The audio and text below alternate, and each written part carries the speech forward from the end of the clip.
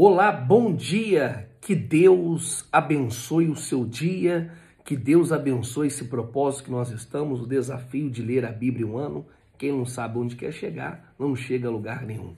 E por isso nós estamos neste propósito. Hoje eu quero concluir o capítulo, explicar o 14 e o 15, porque ontem nós lemos um capítulo e hoje vamos ler 2, porque nós estamos aí praticamente todos os dias lendo 3 capítulos por dia. Então hoje nós vamos falar do 14 e também do 15. O capítulo 14 que tem um propósito de lamentar a seca e o sofrimento de Judá. E destaca aqui a incapacidade dos falsos profetas, de oferecer a verdade e a esperança. Nós lembramos, você pode lembrar, principalmente no capítulo 7, onde os falsos profetas, eles profetizam paz, paz e paz, só que o povo não vai receber paz. O povo vai vir a seca, vai vir a crise e o povo vai sofrer. Então, esses são os falsos profetas, E quando a crise bateu na porta, esses falsos profetas, eles não conseguiam dar esperança para o povo. Olha que situação.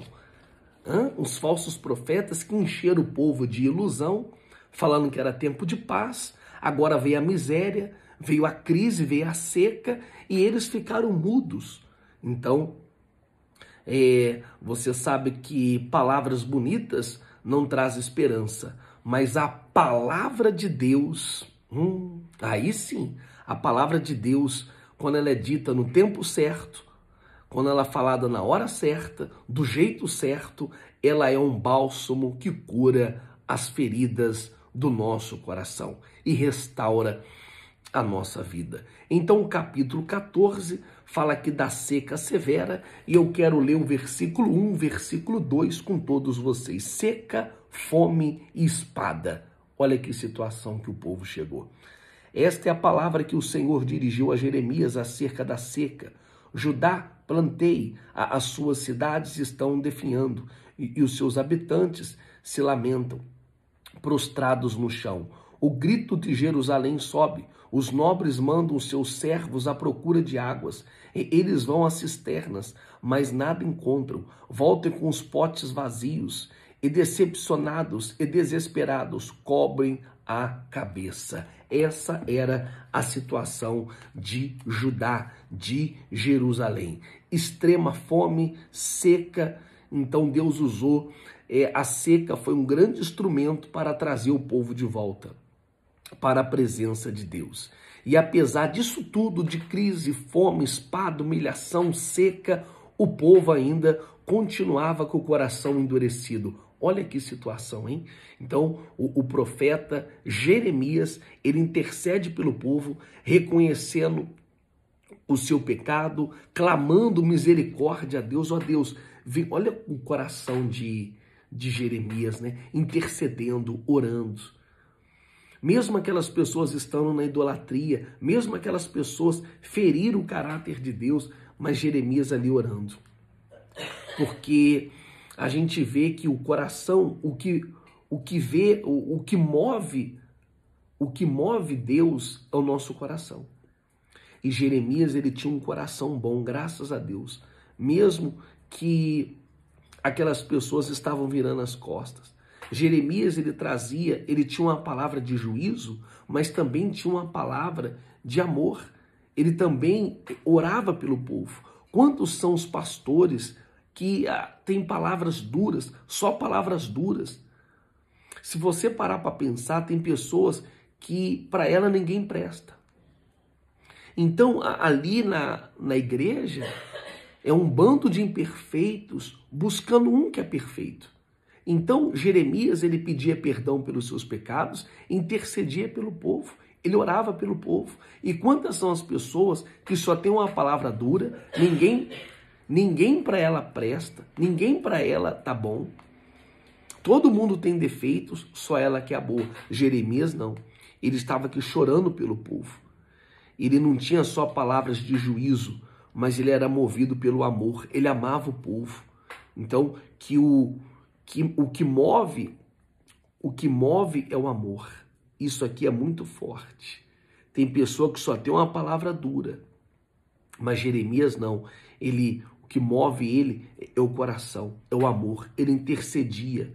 Então, Deus, mesmo ele intercedendo, mesmo ele clamando, chorando, jejuando, Deus falou assim, ó, eu não vou aceitar a sua oração, a sua intercessão. Deus fala, esse povo, ele continua na idolatria. Veio a seca, veio a crise, e eles continuam na desobediência, seguindo os falsos profetas. E por isso esse povo não vai ter paz. É um povo que não dava ouvido à voz de Deus. Aí Jeremias, ele lamenta aqui profundamente o sofrimento do povo, mas Deus aqui reafirma que o julgamento seria inevitável. Pastor, por quê? Por causa da persistência, da desobediência. Então você percebe aqui que toda vez que quando uma pessoa ela se arrepende, ela se volta para Deus, ao perdão, à manifestação de Deus. Não importa o que você fez, mas quando você se arrepende, o poder de Deus se manifesta. Mas quando a pessoa ela continua com o coração duro, como esse povo aqui, então não há misericórdia. Então o juízo virá. Eles podiam empurrar esse juízo para longe, para muito longe, mas não há um arrependimento. O capítulo 15 reafirma aqui a inevitabilidade do julgamento sobre o Judá e destaca aqui o sofrimento pessoal de Jeremias como profeta. Não pense você que Jeremias, ele estava ali, era um profeta, sobressaía e ficava feliz de ver o povo sendo castigado, não. Era um sofrimento pessoal, era uma luta. Então, o chamado dele, ele poderia ser muito bonito. Deus escolheu ele desde o ventre da mãe dele. Mas as coisas não são assim. Então, Deus escolheu a vida dele, poderia ser fácil, desde o ventre da mãe dele. Mas ele sabia que seria uma luta. Olha o que está escrito aqui no capítulo 15. Então o Senhor disse, ainda que Moisés e Samuel tivessem diante de mim, intercedendo pelo povo, eu não lhe mostraria favor. Expulse-o da minha presença. Que saiam. E se perguntarem a você, para onde iremos? Diga-nos, assim diz o Senhor, os destinados à morte para a morte. Os destinados para a espada, destinados à fome para a fome, os destinados a cativeiro para o cativeiro. Mesmo que Moisés e Samuel, eu não vou voltar atrás. E olha que Samuel foi profeta, sacerdote, juiz.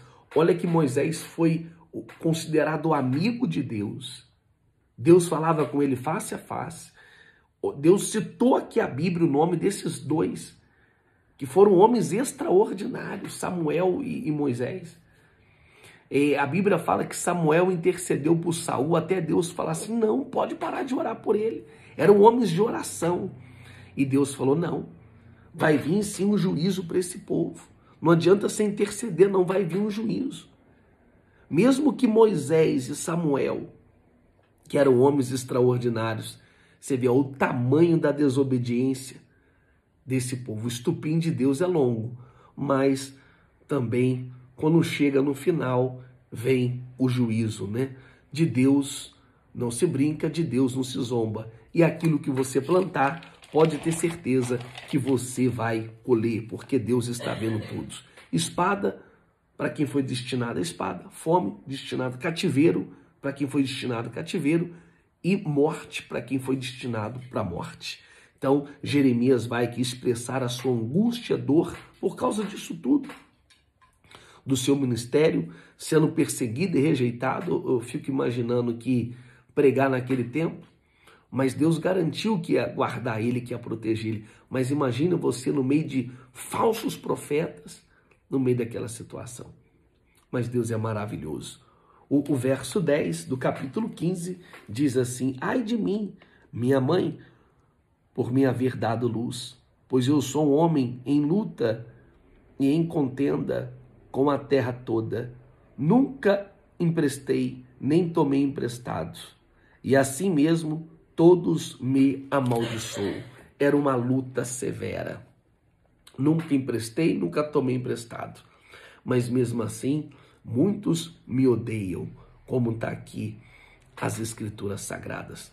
Então, quando Deus, isso daqui principalmente para mim, quando Deus nos dá um ministério, então Ele nos sustenta, Ele nos dá condições para a gente ir até o fim. É uma guerra, é uma luta, mas todos os meses aqui na INVE, a gente vê a mão de Deus, o poder de Deus, a provisão de Deus. Isso é algo extraordinário. Deus não vai permitir que você carregasse um fardo, que você não levasse um fardo que você não pudesse carregar. Deus, Ele te dá força e te fortalece. Então, é muito forte. Deus responde aqui encorajando Jeremias para que ele venha permanecer até o fim, promete proteger da força, mas ele afirma que o julgamento vai vir. O verso 19, para a gente encerrar, diz assim, olha só o verso 19 no capítulo 15, eu creio que esse capítulo 15 aqui é um dos mais lindos do livro de Jeremias. Assim respondeu o Senhor, se você se arrepender, eu restaurarei, para que possa me servir. Se você disser palavras de valor e não indignas, será o meu porta-voz.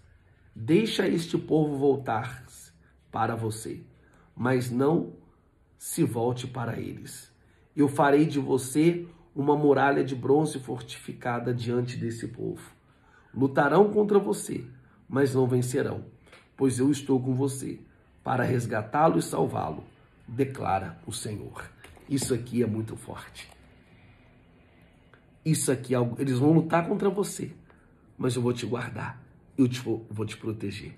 E eu te oriento aqui agora, é melhor você estar com Deus do seu lado, é melhor Deus estar com você. Pode ter certeza disso. Tem pessoas que pensam assim, poxa, tem um exército se levantando contra mim. Tem muitas pessoas se levantando contra mim. É melhor Deus estar do seu lado do que muitas pessoas. Então é melhor Deus estar com você e um grande exército se levantar, porque Deus ele sempre vai te livrar e te proteger e te abençoar. Amém?